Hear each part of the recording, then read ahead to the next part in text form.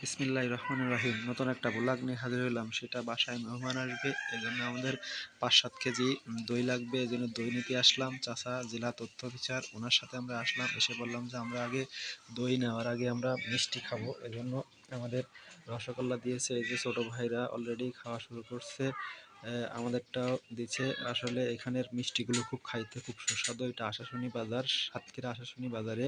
খাইতে চাইলে এখানে আসতে পারেন। এই যে দেখুন, ছোটো ভাইরা অলরেডি খাচ্ছে। আমি অপোজিট সাইডে চাচার পাশে আছি। ইনি সাতক্ষীরা জেলা তথ্য অফিসারের দায়িত্ব আছে।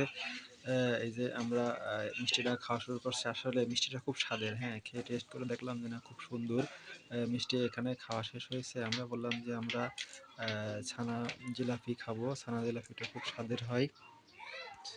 ছানা জিলাপিটা খেতে খুব সুস্বাদু এ দোকানের। এই জন্য ছানা জিলাপি অর্ডার করলাম। ছানা জিলাপি আমাদের দিচ্ছে। ছানা জিলাপি অর্ডার করছি, অলরেডি দিচ্ছে ওরা। এই যে ছোটো ভাই খাওয়া শুরু করছে। আমারটাও দিবে, আমিও খাওয়া শুরু করব। এরকম সুন্দর সুন্দর ভিডিও দেখতে আমাদের চ্যানেলটি সাবস্ক্রাইব করে আমাদের পাশে থাকবেন, তাহলে এরকম সুন্দর সুন্দর ব্লগ নিয়ে হাজির হইতে পারবো। এই যে দেখুন, আসলে ছানা জিলাপিটা অত্যন্ত কড়া মিষ্টি। যে আমারও দিয়েছে, আমি খাওয়া শুরু করছি। আজকে মতো ভিডিও শেষ করছি। আল্লাহ।